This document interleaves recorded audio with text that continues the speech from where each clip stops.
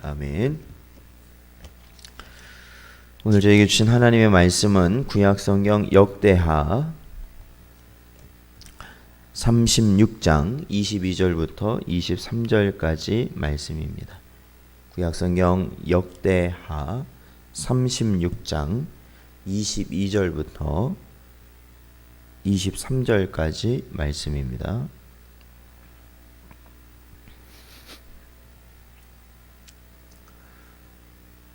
다 찾으셨으면 함께 봉독하겠습니다.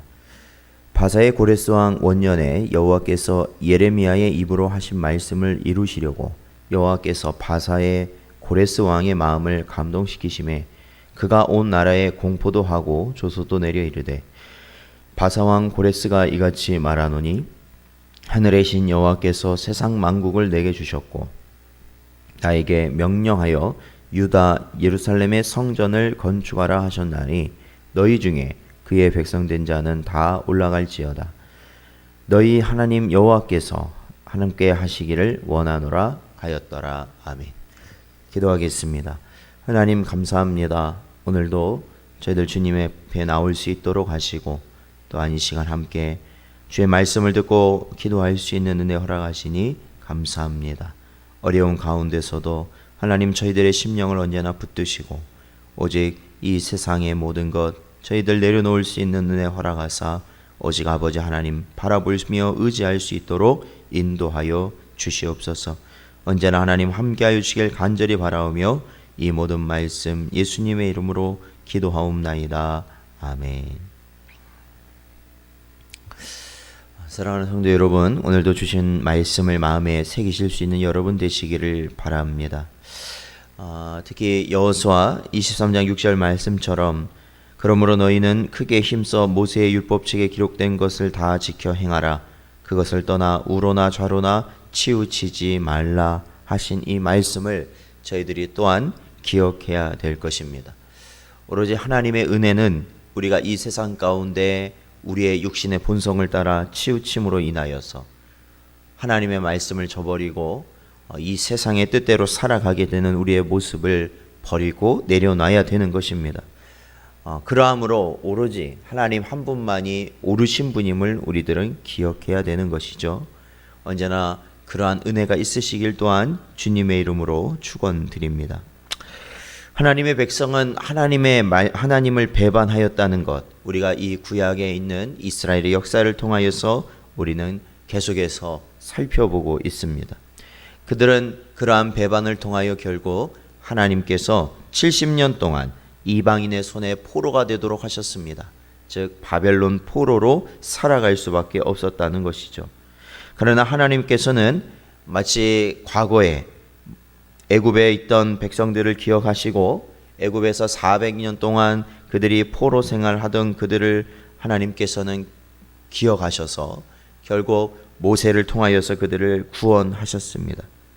바로 그때와 같이 아무런 소망도 없고 아무런 어떠한 그들이 벗어날 수 있는 어떠한 탈출구도 없는 그러한 상황에서 도저히 바라볼 수 없는 그러한 상황 가운데서 하나님께서는 바벨론에 있는 포로들을 기억하셨고 그들을 살리신다 이미 선지자들을 통하여 말씀하셨다는 것이죠.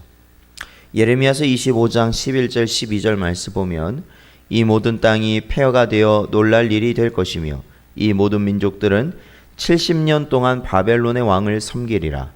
여호와의 말씀이니라. 70년이 끝나면 내가 바벨론의 왕과 그의 나라와 갈대아인의 땅을 그 죄악으로 말미암아 벌하여 영원히 폐허가 되게 하되. 아멘. 그렇습니다. 하나님께서는 예레미야 선지자를 통하여 이 백성이 비록 바벨론에 의하여 70년 동안 포로가 될 것이지만 결국에는 그 70년 이후에는 다시 돌아올 것이다 라는 것을 말씀하십니다. 물론 우리가 이 말씀을 보면 언제나 하나님의 백성이 하나님이 원하시는 자격으로 그들이 돌아오는 것은 아닙니다. 회복되는 것이 아니라 오로지 하나님께서 정하신 그 계획 가운데 하나님께서 정하신 뜻대로 하나님이 일방적으로 저들을 사실은 회복시키시는 것을 볼 수 있습니다. 심지어는 우리의 마음 가운데, 즉 하나님의 백성의 마음이 하나님을 향할 수 있도록 또한 은혜를 주시기 때문에 바로 그러한 회복의 시점에서 그러한 모든 역사를 하나님이 주장하심으로 결국엔 하나님의 약속하신 대로 회복되어지는 은혜가 있다라는 것이죠. 예레미야서 25장 11절 12절 저희가 방금 읽었던 이 말씀도 마찬가지입니다. 결국엔 이 바벨론이라는 나라가 이 이스라엘 백성 즉 유대인들을 70년 동안 포로로 잡고 있던 이 시기가 끝나고 나서 왜 이 70년 이후에 그들이 돌아올 수 있게 되냐면 바벨론이라는 왕국이 무너지게 됩니다. 결국엔 그 제국이 무너지게 돼요. 여기서 보면은 하나님의 어떻게 보여? 하나님이 그 죄악으로 말미암아 벌하셨다라고 말하고 있습니다. 말씀하십니다. 즉 바벨론이 하나님 앞에 범죄하였다라는 것이죠. 사랑하는 성도 여러분, 우리는 이 땅의 모든 백성을 하나님께서 주장하시는데 결국에는 흥망성쇠에 있어서 우리가 하나님의 말씀을 우리가 순종하고 하나님의 말씀에 붙들림을 받아 살아갈 수 있는 은혜를 누릴 때 우리는 흥할 수 있는 것이고, 결국에는 그 하나님의 말씀을 떠나고 하나님을 우리가 저버릴 때 우리는 멸망당할 수밖에 없다는 것이죠. 단지 그러한 시기가 하나님이 보시기에 하나님께서 하나님의 선을 이루시기 위하여서 그것을 조금 더 하나님이 참아 주심으로 말미암아 기다려 주심으로 말미암아 연장될 뿐이지 결국에는 그 하나님의 뜻 안에서 그 모든 것들이 이루어지는 것이다라는 겁니다. 그래서 하나님께서는 예레미야 선지자를 통해서 하나님의 백성들이 하나님을 배반한 하나님의 백성들이 70년 동안 바벨론 포로 생활을 할 것이지만 결국에는 돌아올 것이다 말씀하시는 것이죠. 어떻게 돌아옵니까? 오늘 본문 말씀에 보면은 바로 이 바벨론 제국을 무너뜨린 제국이 바로 바사 제국입니다. 페르시아 제국이죠. 이 바사 제국이 고레스 왕 원년에 이 바사 왕 고레스가 이 왕이 되었을 때 바로 이 당시에 시대적으로 보면은 그때 당시에 끌려왔던 바벨론에 의하여 끌려왔던 백성들을 자신의 고향으로 다시 돌려보내는 정책을 역사적으로는 폈다고 말하고 있는데 그 이유가 이 성경에서는 무엇이라고 말하냐면 바로 하나님께서 바사의 고레스 왕의 마음을 감동시키셨다라는 겁니다. 하나님께서. 그래서 하나님께서 그 마음을 움직이심으로 23절에 보면 바사왕 고레스가 이같이 말하노니 하늘의 신 여호와께서 세상 만국을 내게 주셨고 나에게 명령하여 유다 예루살렘의 성전을 건축하라 하셨나니 너희 중에 그 백성 된 자는 다 올라갈지어다. 너희 하나님 여호와께서 함께 하시기를 원하노라. 이렇게 말했다라는 것이죠. 사랑하는 성도 여러분, 이 이방 왕, 그렇죠. 하나님의 어떠한 선맨이 아니었습니다. 이 바사왕 고레스, 그 고레스를 하나님께서는 그 고레스의 마음을 주장하셨고 결국에는 고레스가 하나님을 인정하도록 하였고 결국에는 하나님의 백성들을 예루살렘으로 돌아가서 하나님께 성전을 재건하는 것에 힘쓰도록 하였다라는 겁니다.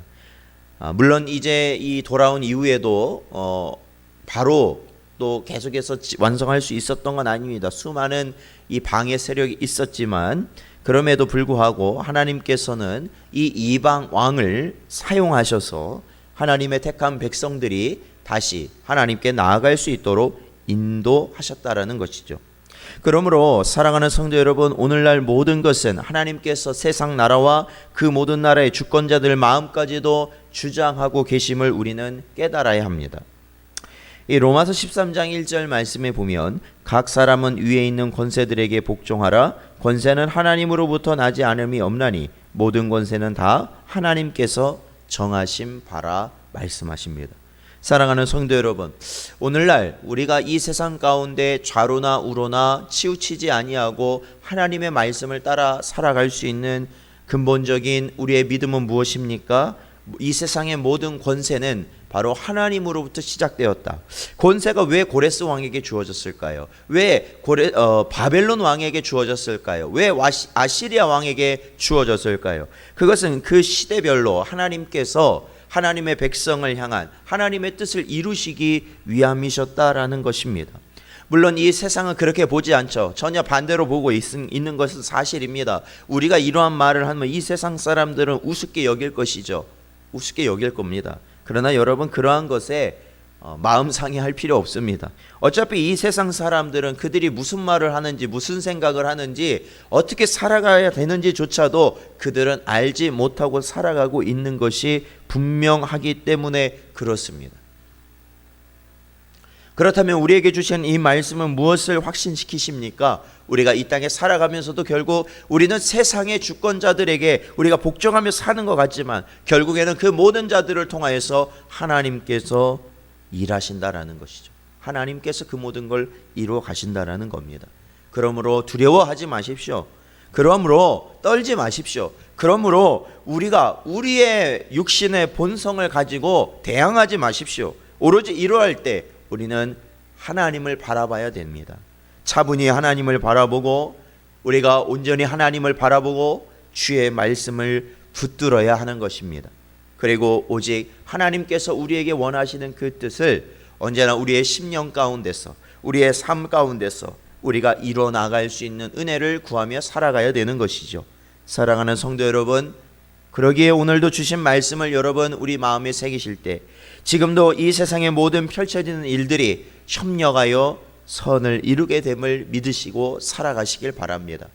그러므로 낙심하지 마시고 좌절하지 마시고 근심하지 마시고 분내지 마시고 오로지 하나님께서 나를 통하여 이루실 그 뜻을 바라보며 예수 그리스도께서 묵묵히 아버지의 뜻을 따라 골고다를 오르셔 십자가에 못 박히셨듯이 우리도 우리의 생명이 다하도록 우리의 힘이 다하도록 온전히 주님의 말씀에 순종하며 살아가시는 여러분 되시기를 주님의 이름으로 축원드립니다. 기도하겠습니다. 하나님 아버지 감사합니다. 오늘도 이 시간 저희들에게 주신 말씀 붙들게 하시고 언제나 하나님의 말씀에 순종하며 살아가는 우리 모든 심령들 되게 하여 주시옵소서. 두려울 때도 있습니다. 떨릴 때도 있습니다. 세상이 우리를 향한 많은 비웃음과 조롱과 손가락질을 우리가 그 모든 것을 느낄 때마다 우리의 심령이 요동하는 것을 느끼게 됩니다. 그러나 하나님 아버지, 우리는 이 세상 가운데 아버지 하나님 어떠한 측에 속한 것이 아니라 아버지 하나님의 말씀을 붙들고 살아가는 백성임을 깨닫게 하여 주시옵시고 늘 담대하게 하시고 언제나 주님 앞에 예배드림에 힘쓰는 우리 모든 성도들 되게 하여 주시옵소서.